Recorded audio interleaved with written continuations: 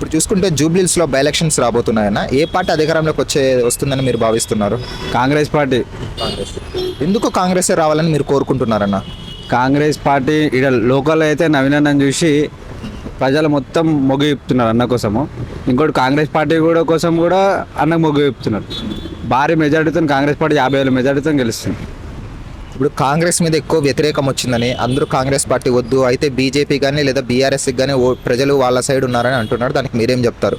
BJP అనేది ఏం లేదన్న, ఒక 10,000 ఓట్లతో. టీఆర్ఎస్ కూడా ఏం లేదు, టీఆర్ఎస్ కార్ పంక్చర్ అయిపోయింది ఎప్పుడో. భారీ ఎట్లన్నా కాంగ్రెస్ పార్టీ విజయం సాధిస్తారు.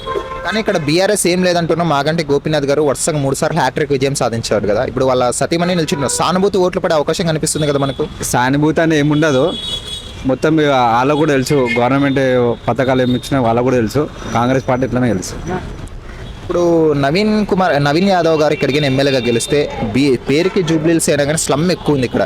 ఈ స్లమ్ అంతా డెవలప్మెంట్ చేస్తారని నమ్మకం మీకుందా? 100% ఉంది అన్న. 10,000 ఉన్నా 10,000 లేపినా కానీ అన్న 24/7 10,000 ఉంటాడు.